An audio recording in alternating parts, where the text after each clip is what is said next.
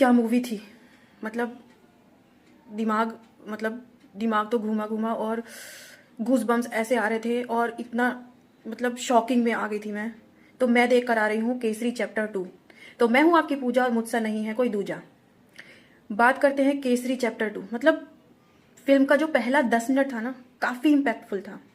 इसके क्लाइमैक्स में अक्षय कुमार का जो मोनोलॉग है और उनकी झटपटाहट आपको बताएगी कि अक्षय कुमार में आज भी पोटेंशियल है फिल्म को लेकर। मन में बहुत सारी दोस्तों आपके बातें आएंगी। शुरू में बताते हैं आपको, इस फिल्म को देखकर एक ही बात समझ में आती है कि कहानियां चाहे आप कितनी भी देख लो, मतलब आपने कई बार पढ़ा होगा, किताबों में पढ़ा होगा, टीवी में भी देखा होगा और कहानियों में सुना भी होगा, लेकिन जलियांवाला बाग मैसेकर की जो कहानी भी हमारे जनरेशन को बार बार बताई जानी चाहिए। स्क्रीन पर वो मैंने कहानी देख कर आई हूँ, मुझे समझ में नहीं आ रहा इसको बयां कैसे करूँ। मतलब क्या प्रेजेंटेशन थी इनकी। हजारों बार हमने किताबों में पढ़ा है, देखा है, सब कुछ है, लेकिन अगर हम उसका 10% भी अगर हम महसूस नहीं कर पाएंगे, 10% भी महसूस नहीं कर सकते जो उस दिन जलियांवाला बाग के विक्टिम्स ने महसूस किया था, ये फिल्म वो महसूस कराती है आपको दर्द। अब फिल्म की कहानी कुछ ऐसी नहीं है कि जिसे एक्सप्लेनेशन की जरूरत पड़े, सबको पता है कि क्या हुआ था क्या नहीं हुआ था, सब कुछ पता है। लेकिन फिर भी नायर उस टाइम ब्रिटिश वायसराय के इकलौते इंडियन मेंबर थे। 1919 में जलियांवाला बाग हत्याकांड से दुखी होकर उन्होंने एक किताब लिखी थी जिसका नाम था गांधी एंड आर के। मतलब जहां उन्होंने डायर को क्रिटिसाइज किया था, जिसके जवाब में उसने लंदन कोर्ट में एक लॉस फाइल किया जहां नायर साहब को अपना केस रखना था। अब इस फिल्म की सबसे बड़ी जान तो है वो कोर्ट रूम का ड्रामा, जहां ऐसी ऐसी बातें निकल आती हैं जो शायद हम आज तक नहीं जानते थे।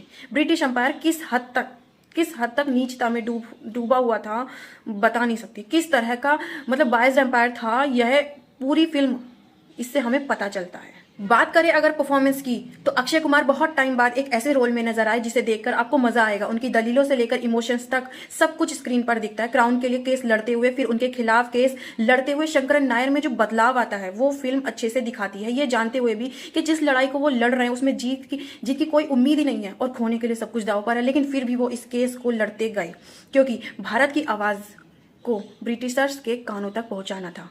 उनके अपोजिट आर माधवन की एक्टिंग क्या कहने हैं। मतलब उनके वो कोल्ड लुक्स और वो एक्सप्रेशंस के कई सीन्स को वो खींच के ले गए। इस कोर्ट रूम ड्रामा में माधवन ने जो बहस की है कई सीन्स में अक्षय कुमार की परफॉर्मेंस को एलिवेट कर देता है। आपको उस इंसान से नफरत हो जाती है जो कोर्ट रूम में खड़े होकर इतिहास के सबसे ब्रूटल और इनह्यूमन मैसकर को डिफेंड कर रहा है। सी शंकर नायर की असिस्टेंट के किरदार में अनन्या पांडे भी अच्छी लग रही थी।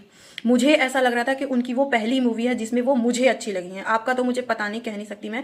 सरप्राइजिंग ये है कि उनको जितने सीन्स भी दिए गए हैं उन्होंने उसकी सीरियसनेस के साथ ठीक तरीके से उसे निभाया है। म्यूजिक दमदार है, फिल्म का साउंड डिजाइन भी बढ़िया है। मेरे आंखों के सामने अब भी वो सीन घूम रहा है जब निहत्थे लोगों के ऊपर गोलियां चल रही हैं। उनको जो दर्द हो रहा है, उनको जो पीड़ा हो रही है, वो दर्द सिर्फ उनको ना होके वो दर्द आपके दिल तक पहुंचता है।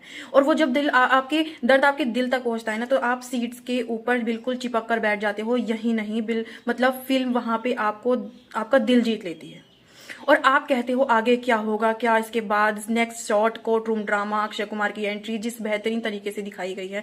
अक्षय कुमार जब वो मोनोलॉग बोलते हैं ना, बेहतरीन तरीके से डायलॉग डिलीवरी करते हैं ना, तो पूरे थिएटर के अंदर तालियां सीटियां बज रही थी। जब ऐसा लगता है कि अक्षय कुमार के साथ जनता जुड़ जाती है, पूरा देश अक्षय के साथ, वो शंकरन सर के साथ हो जाता है। वहीं पर फिल्म पूरे तरीके से विनर साबित हो जाती है। अगर हाँ सेकेंड हाफ की बात करें तो वो संभाल लेते, फिर भी मैं कहूंगी फिल्म कहीं से कहीं तक भी कोई मिस चीजें नहीं करती है। मैं इस मूवी को 5 में से 4 स्टार दूंगी क्योंकि मुझे इस मूवी का कोई भी ऐसा सीन्स नहीं नजर आया जो वल्गैरिटी हो या कुछ भी चीजें ऐसी जो मिस हो गई हो इनसे।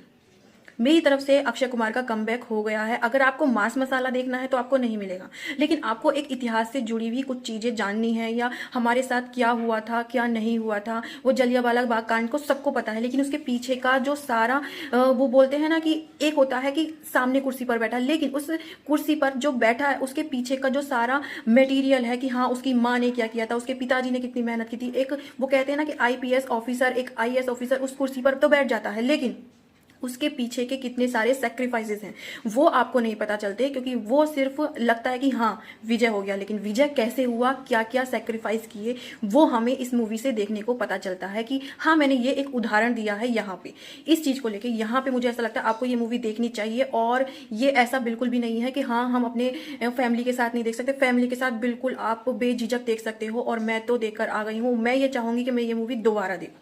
तो मिलते हैं नेक्स्ट वीडियो में।